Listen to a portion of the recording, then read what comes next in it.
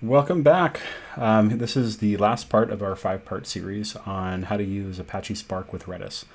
Today we're actually looking at the end result of everything we've done up to this point so far, where we're actually finally taking our trained model online. We're taking our serialized transformation data pipeline online.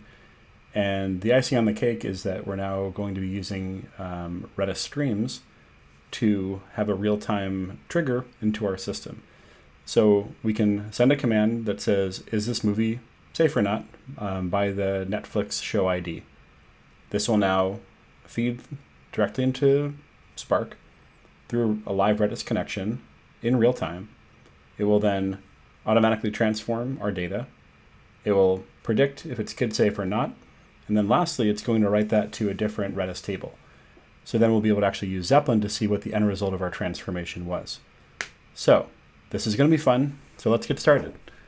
All right, so if you open up your terminal window, I have 3 terminals open. I'm going to show what the system looks like, and then we're going to actually backtrack through everything to get an idea of how it's actually built. So at this point, we already have our model. It's been trained. It's been stored off into our learn directory. So we have learn pipeline, and then we also have learn LRM for our linear regression model. All right, so in one tab, we're going to open up our Redis monitor. I'm just going to basically clear that so that we can take a look at it in just a sec. We're going to also open up our Redis CLI so we can actually enter commands. Wonderful. So our CLI is open. And lastly, we're going to go into the streaming component of our of the training. So we just change directory into streaming right now. Right here, we actually have the Spark project. So I've already built the jar. So this is a Scala project. It's been built. It's using Maven instead of SBT, just because it's easier for some build tools. With that said, it requires Maven. The directions on how to actually get everything up and running are all in the GitHub README as well. So end result, though, if all is working well on your machine, so you have this, we have our scripts. And we have a run script that will just help us run our Spark app. So this will go up and running, blah, blah, blah. It's loading in our transformation pipeline. It's loading in the actual trained model. And this point, when we see right here, right now everything's up and running, and it's just waiting for our commands, which is cool. So this point, we're going to now go into streaming predictions. So part 5, streaming predictions. Here we go. So when talking about structured streaming, this is basically a paradigm from the Spark world. So with Spark structured streaming, instead of everything being in batch mode, where you're going to run everything in series and then you'll be done, the idea here is that you have this basically a trigger process. The trigger process, in our case, inside the app has been set up to trigger every 2 seconds. There's continuous mode. You can also wait longer. There's also trigger once, a bunch of other stuff. Take a look at the Spark docs. There's some pretty cool ways of actually working with your data. But for what we're doing right now, all we're basically doing is creating a kind of thin layer over what we did in batch. So if you think about training things offline and then taking them online, that's what we're doing right here. And this is that actual final process. So reading a stream of show IDs from Redis, which is the most kind of simple identifier that we have to identify content. Show ID. Then we're basically taking the transformation pipeline, which is going to extract movie metadata, which is the ETL that we built in section 3, which is feature engineering. And then we kind of finalize that in step 4 for logistic and linear regression, for notebook 4, I should say, not step 4. So basically in here is like, hey, how do we do this? Well, let's go to the directory to actually get to the streaming. So given that we don't have the notebook other than to read the files that we're going to produce in stream from Redis, I'm just going to go down to how everything actually worked. So this is basically just kind of it's a forwarding of the README from the underlying structured streaming repository. So basically, if you have Maven Clean Verify, great. The run script that I just ran, all it is basically exporting Spark. And then from there, it's just basically a path to the Spark submit. So whenever you're running a Spark app, like the things that happen behind the scenes with Zeppelin was that Spark submit's running, and then every single one of your paragraphs is basically just being serialized, sent to Spark, and it's running as a single kind of command in a series. which is a typical kind of batch process that you expect from batch mode. So when we're taking a look at the stream, all we're doing is basically saying, instead of basically finishing after the app has finished running through all the commands it has, it's just waiting more commands to come in. So commands come in, everything's actually run. It's retried, committed or aborted, but the reason why they call it structured streaming is that there's structure. So everything actually has a write-ahead log, things are processed, then at the very end, and they're basically committed. So an abort would happen if things fail. If everything goes fine, then you get a commit. So you can say, okay, well, for every phase of execution, I know exactly what happened and why it happened. This is really important for things like billing, where you don't want to overcharge people. You want to be able to actually write ahead, ensure that you've actually processed and you process every transaction. And at the end, you're never going to go back and actually like double bill somebody, which is super cool. So structured streaming has a lot of those kind of fail-safes built in for you, so you don't have to actually roll your own. And you can still roll your own over that because in certain cases you need to. And Redis is actually really good for that too, because it gives you a different store where you can actually reference transactional data from somewhere else. With that said, let's keep going. So scripts run sh. We just saw that. That's the content down here. I know it looks kind of squirrely if it's your first time going through all of this. Literally, it's just telling you everything that's going on behind the scenes on the Spark side. These are the same commands that I ran. So we have our Redis CLI, so we can enter commands. We get the Redis monitor for actually viewing what's going on. So Redis monitor, Redis CLI, and then we ran our run script. All we need to do now is basically run a command. So the xadd is now saying add to a stream. Streams are lazily generated. So if we don't have this v1 movies test for KidSafe, I just named this arbitrarily. I've got another talk during RedisConf as well, which talks more about some of the kind of naming techniques and best practices for naming Redis keys, or in this case, Redis structure for streaming, for Redis Streams. So this is basically just saying there's going to be a Redis stream that's either available or it's going to be created lazily. The actual unique key holding all the content for the stream is called v1 movies test for KidSafe. I thought it was a kind of appropriate name for what we're doing because we're just testing if it's KidSafe. We're not actually going to be creating an identifier. If you want to bring your own identifier to the table, you can actually create that identifier. So Redis actually uses the Unix epoch timestamp plus I think it's nanoseconds. But so you'll get you'll get your epoch .0, .1, .2, .3. So I guess maybe that's synchronous within the actual millisecond. I'm not an expert on Redis Streams, but I am an expert at using Redis Streams. And I'm using the actual the Spark Redis library to help along the ways with that. But if you want to bring your own ID to the table, say you have a different key that you want to reference for maybe for item potency or something like that, or if you just want to bring something else to the table, you can then reference that with your identifier. So identifier can basically be used for secondary or tertiary information if you want as well. In our case, we're just using it to ensure that things show up in the time series and kind of a more synchronous within time. All right, so we have a show ID. These are random show IDs. I took one show that was KidSafe and I took one show that was TVMA. If you go through any of the other notes or notebooks, you can actually go through and use any of the SQL output that's in a table and find any content that you want. And then you can stream the test over the Redis stream. So let's take a look at the first one. So over here, we're going to go basically say xadd v1 movies test KidSafe. We're saying automatically give me an identifier. I don't want to bring my own. Now we're going to have a show ID, and it's going to be 8011538. So you see that we have a bunch of stuff going on over here. And then Spark is run. Great. We also have this over here where we have HM set v1 movies test KidSafe predict. And this is category kids TV, rating TVY, and the prediction is basically almost 100% yes, that's just KidSafe. Let's go run this over here.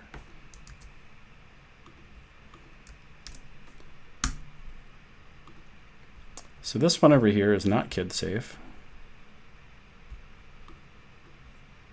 And we're getting thrillers TVMA, and our prediction is basically -9.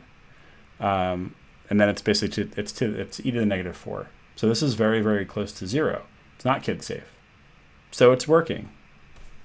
Yay! All right, sweet. So with that said, one of the things that I thought was kind of cool to kind of bring everything back together was to basically load and view the data that we've actually written to this table. It's the Redis table. It's a underlying hash. It's a hash map, and the hash map is then linked through a table reference ID for the different identifiers that need to be linked for the logical table. So we're doing the same thing we did before, where we say, well, we have a show ID, we've got a rating, we've got a category, now we have prediction, and the prediction's a double value.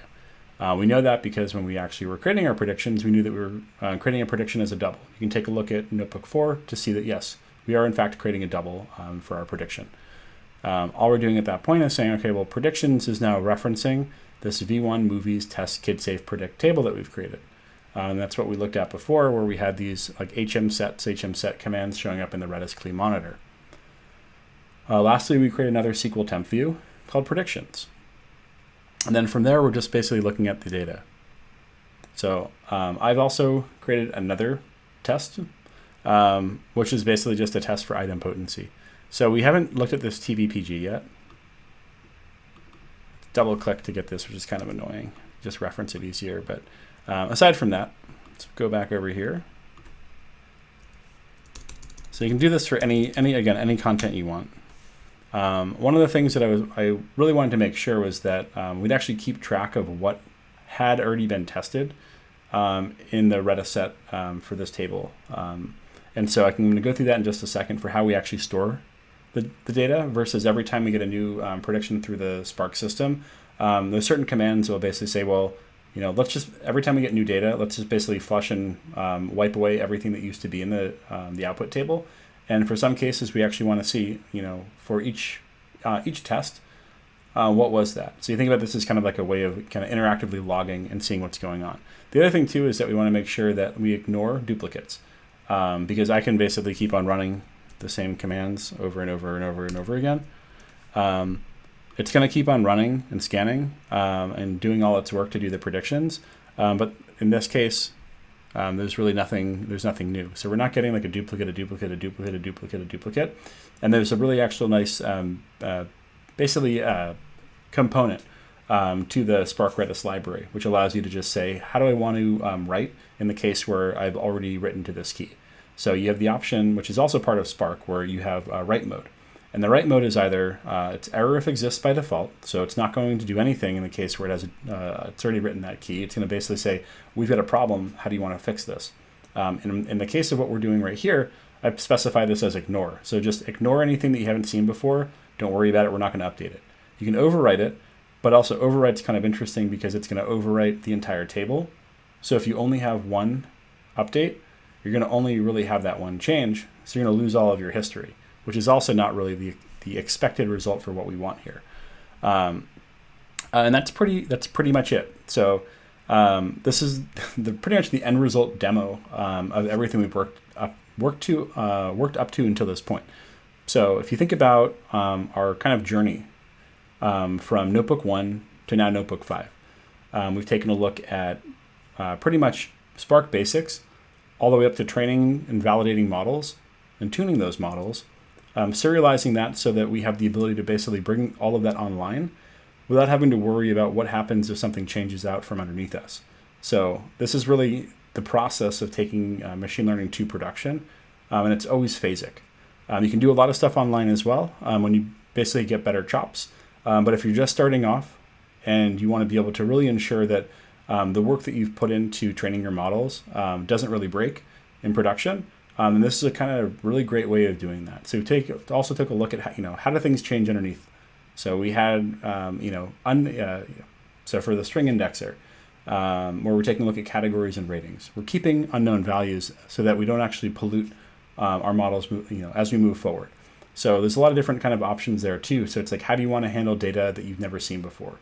What does unknown state look like? And how do you really roll with the punches in those cases? So again, all that stuff is really kind of baked into the underlying Spark system. And then the Spark Redis library has also done a really good job of basically working with the best practices, for naming and everything else from the Spark side, It's also working really performant with the underlying Redis connection. Underneath the scenes, it's using Redis. If anyone wants to ask more about it during Q&A, feel free. Ask me anything you want. And then, yeah, so let's look at the code. So if we take a look just at the underlying code, just going to go to GitHub. Actually, we're not going to go to GitHub. I'm just going to open up the code in IntelliJ. So let's open this up. Just going to make this a little bit bigger so we actually can take a look at it. Preferences, font size, editor. So let's look at 16 and hopefully that's big enough. Oh, we go a little bit bigger. Hold on. Why not? Let's just do 20. All right, great.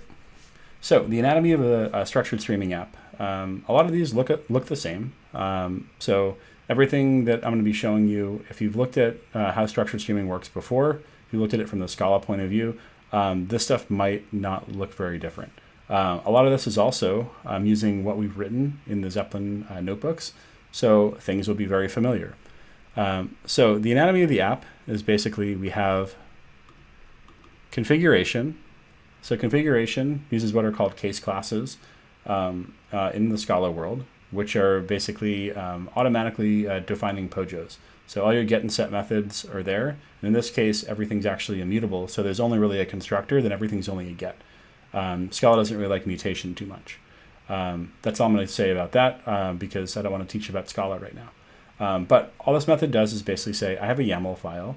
I'm going to read the YAML file in, and then I'm going to actually convert everything to these case classes. And we're using the Jackson YAML factory within the object mapper. So if you're familiar with Java, you've most likely used Jackson before to parse JSON and things like that. All right, so that's just the configuration. And configuration is based off of this YAML file. So Spark app config has an app name called streaming.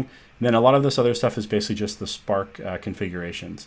So this is not a lot different than what we do when actually creating the Zeppelin connection for the first time. And a lot of this was actually done behind the scenes in the Docker container. So it's just the way that you actually specify how you want Spark to operate when you're actually running an application. All right, so that's just the configuration. We're not going to go into other things right now. So I'm just going to kind of close down some of these other folders. Feel free to go through everything. It's yours now. This is free code. All right, so the streaming app. All right, so streaming app. So we have this prediction stream. It's extending app. All an app is within the Scala world is a trait that basically says that this is something that can basically receive standard in, and it has a main class. So if you've ever had to basically add main, add a string array, all this is doing is making that a little bit easier. And it constructs this application object.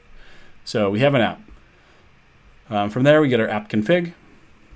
And then afterwards, all we're doing is basically saying, well, I want to now create this predicate stream. I'm giving it my application config, which is the parse YAML, and then it's taking this Spark session. So before we've taken a look at Spark as basically a gateway to being able to read or write within the Zeppelin notebook environments.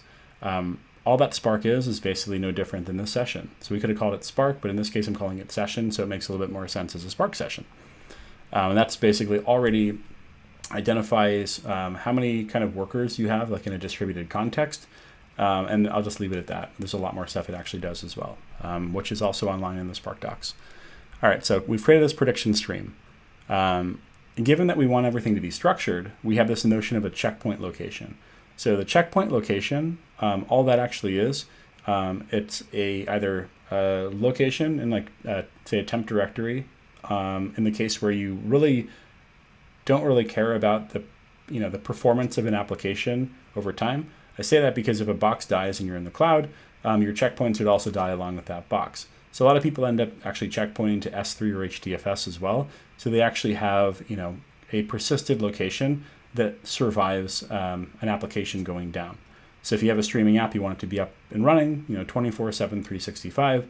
So ensure that everything continues to run, even in the case of like an application failure. So app dies, who cares? It will basically spin back up on another box. If you're using some kind of monitor or whatever else, then you have the ability to basically go start this process again. In our case, given that we're running it locally and our application is kind of a pet project, or I guess like a pet use case, whatever you want to call it, It's not really something we're going to throw up into production. So if it dies, who cares? So again, give it the level of effort you need. So I'm not going to go into some of the other stuff, but we have this notion of a stream. So we have an input stream. Before we took a look at the Spark session, we took a look at the read method. All we're doing here is basically saying, well, we're going to read a stream. So over here we have Spark, which is now the Spark session object, which is created during the prediction stream construction. So it's going to read the stream in the format of Redis, and then it's reading from this v1 movies test kid safe. So that's what we were basically sending to in the Redis CLI before when we were doing the xadd command. And then that's the structure is the same structure that we expect to read from. And that structure, if you take a look at it over here, is just our big int, which is just the identifier for the show ID. So all we've done is now say, well, hey Spark, we expect to only see the show ID. That's all we really want. So send it along to us, and that's the expected structure. If you were to send something else to the structured stream over that Redis, the Redis stream, it would then barf and say, I don't understand this format. So it's also another important thing, but we don't have time to talk about that. So let's just say that in a perfect world, everyone always sends the right, the right data to the right streams. It's not necessarily the case in the real world, but for our case, we have defined exactly how we want things to work. And if you just follow along with the tutorial, then you'll actually have, you won't have to worry about what happens when things come in incorrectly. That's for another day. All right, so that's our stream. So we've created this, I told you before a little bit about the processing time trigger. So given that a stream is kind of like an unbounded torrent of data, you can basically control that by saying, well, every 2 seconds, take all the data or all the commands that are coming in through that Redis stream, and then process all of them. When you're done processing all of them, then let's tick again. So if it says tick every 2 seconds, and then your process takes, say, 10 seconds, you're just basically running behind at that point. It's not going to actually keep on running every 2 seconds with a lot of stuff starting to pile up. It will actually run exactly once, and then it'll pick up the next tasks. So it's actually interesting to note that, because in certain cases, you really don't want your system to basically scream ahead of where you are, because the system under pressure can also fall down. And then that's a lot harder to actually get back to the state you were at versus literally just having everything freeze if you're running behind. So then at least you're kind of buffering stuff. So the Redis stream itself will handle that back off. And then when you're ready to accept data again, then it will be there for you as well. So that's the processing time trigger.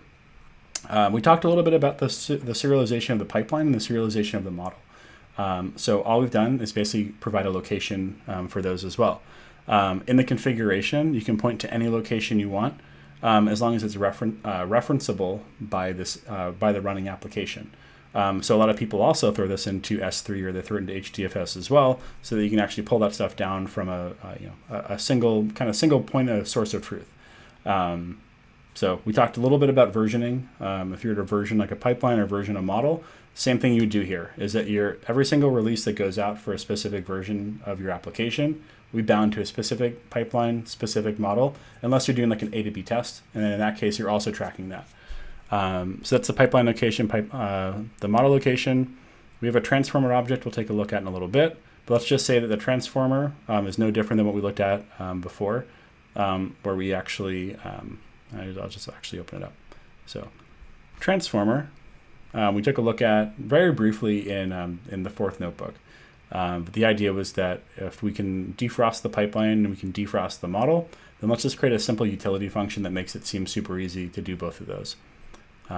Given that there's nothing to change because we're basically reading in a serialized version and then deserializing that as the pipeline transformations or as the model, there's really nothing else for us to do. So it ends up basically saying, okay, well, we have a query. We're getting our stream of Redis data, which is just that show ID. We're loading it. Then we actually want to join it with all the information we have from our show. This is basically a stream static join. And the interesting part about that is that the join data is using basically the batch API. So this other stream over here for like the Netflix show data, this could also be another stream, and then you have a stream join, which gets a little bit more complicated. But in this case, when you're going back to the data to do your join, you're always going back to the fresh data set versus actually caching this off. This also allows an exterior process to be updating this information with current content. So then every time your system is actually ticking along, all it's doing is basically pulling in a fresh view of exactly what you have. In the case of 6,000 movies or TV shows, it's not a problem to basically reread this every single time that you're running. You might want to think about a different strategy in the case where you're basically running at Netflix scale and you don't really want to pull in 40 million or so titles every time that your system ticks. Probably be a little bit smarter about the way you do that. But in this case, just wanted to show what it looks like to create a structured streaming app. So that's our transformer. So we're joining and then we're transforming, which is basically just using that pipeline that we serialized, and then we're transforming again and we're predicting. So all the transform does is basically say, hey Spark, I want you to run the transformation pipeline. I want you to spread it across the cluster if you want to, if we have enough workers to do that. And if you're running locally, then just do this all locally. And then Spark basically takes care of how to actually distribute this and make it run faster. Because we've also serialized each of those individual methods, it can actually distribute the underlying task to do the transformation and also serialize the prediction path as well so that this can be spread across the cluster. At the point right over there, we're pretty much done. All we need to do is now figure out what we want to do with the stream of data now that we've actually done our transformation. So we had a single ID come in, which is the show ID. The show ID then picked up from the Netflix ratings and categories Redis table, which was the entrance to everything we did in Notebook 4. So what we're doing is basically reusing everything from the other notebooks. At that point, we did our transformation, which now gives us all of our category vectors and everything else, and also our features. Those features then get fed back into the linear regression model. We were only using the best model from that the train split validation model that we stored off as well. And then after that, it's a write stream. So the write stream just says, I want to now do something with what I just did, instead of just kind of throwing it on the floor, which is another option if you really want, but in this case, we want to do something with it. So not throw it on the floor. So the for each batch is a primitive that allows you to actually go do something every time the system ticks. So when we talked about kind of this, we have an unbounded stream of data. Every 2 seconds, we're taking everything up until that point. Then we're actually going through and saying, well, let's process everything within this kind of logical micro batch. This logical micro batch is then what this for each batch is. So every time new data is being kind of shuffled along this assembly line, at this point we're kind of awaiting everything to be done before moving on to now fetch more data and do exactly the same thing again. So for each batch takes our data, which is the end result of the transformations and the predictions. All we're doing is basically saying, well, the only thing we really care about is the show ID, the category, the rating, and the prediction. We actually don't even need the category or the rating. We just need a show ID and a prediction. But in this case, it allows you to actually see, does it make sense? Is this actually accurate? Is it predicting in the absence of a label? And in this case, it's predicting very well in the absence of the label. So all we're doing then is saying, okay, well, now we're going to write this back to Redis using the batch API.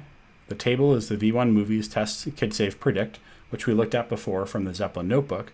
Column, same as we've done for everything else, where we have the show ID as basically the unique key within the column.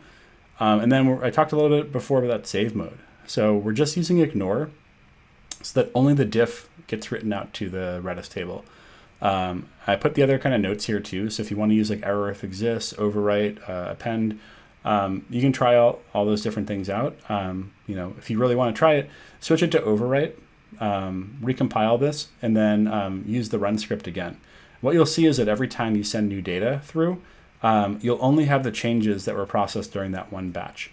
So if you were to do a bunch of work and then you want to actually see what the end result was of, say like 1,000 items from a stream, you'd only have the last batch. And there's pros and cons to that in terms of memory footprint. But given that what we want to do here is basically test that things are working, then the ignore is nice because we're not deleting the data. You can still use like the TTL option when you're writing to this Redis table if you want to basically go delete it after a certain amount of time. And we have some other examples of that in, I think it's the first notebook as well, where we see the TTL option, which is commented out. So then at that point, that's pretty much it. So we're saying, okay, well, we've identified exactly what we want to do in this query. So we're saying, input stream, we just already kind of talked through every kind of step. And it's a very structured process over here. It's very easy, at least once you've done it for a while, to actually see what people have thought through. So it's like, okay, well, we're joining with other content. We're transforming with something called transformers. Transform and predict. Great. It's going to do some kind of prediction, and it's going to write back. And I see now that it's going to a Redis table. And then all we're doing at that point is saying trigger every 2 seconds using that trigger that we identified above over here, the processing time trigger. And then we're saying await termination. So in this case, the await is kind of holding the system in place. If you got rid of the await termination, this would start, and if there's nothing to process, it would immediately just finish. So you wouldn't really have a streaming anything. You'd have an application that would run once. In certain cases, that became such a popular pattern that Spark introduced a trigger that says trigger once. So you can basically await one exact batch. It will still checkpoint all the information. So it'll say, okay, well, what was the last record ID that we read from this Redis stream? So then if we were to pick this back up again, we know exactly where we left off last time. So it actually solves a different problem in batch computation, which I won't go into now. But this is the crux of the entire application. It's fairly trivial. It's about 118 lines with spacing and some comments to create this entire streaming process because you're using the Spark framework. Aside from that, it's the same transformers that we wrote in Notebook 3 and then made better in Notebook 4. And it's just all kind of put into a process that makes a little bit more sense. We also have something called Linear Regression Trainer. So where we're actually doing the whole training pipeline to create the best model, all of that is actually just broken down into a single method. So if you take a look at linear regression trainer.train, you can pass your data frame to that, and it will train your model again. So if you want to make any kind of changes, you want to do other things as well. This is now kind of more of a standardized process. Lastly, under the actual tests, I've written kind of notes here as well. So you need Redis to be running for this test because I haven't embedded Redis. But if you've already run along with the other notebooks from like notebook 1 to 4, then you already have the table to run these tests.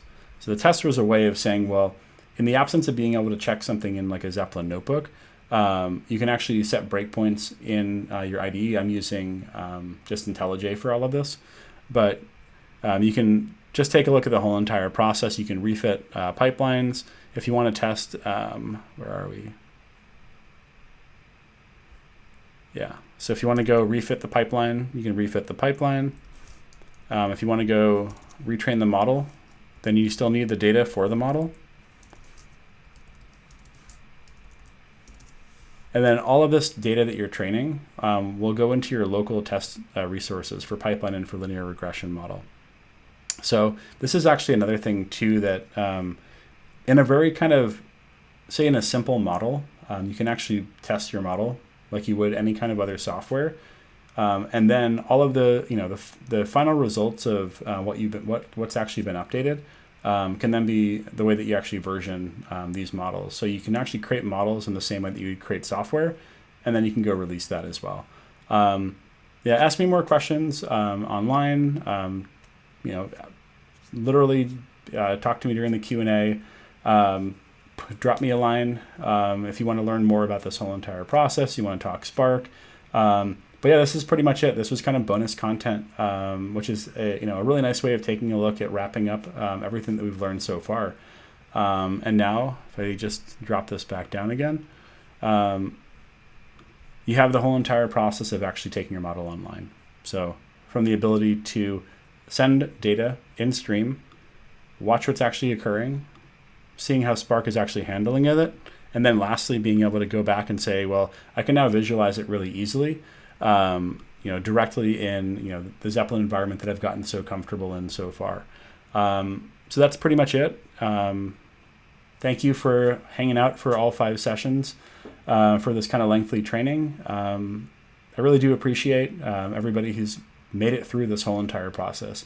I really feel strongly that by visualizing and walking through a kind of complete end-to-end use case like this one, that people who are kind of new to this field will understand kind of the right way to look at a problem. And then people who are also seasoned veterans who've been working in machine learning for a long time, who are maybe looking to get into the Spark world, who are looking at new backing stores for data like Redis, have a really nice way of looking at all of that. So thanks a lot, and hopefully this was useful. All right, cheers.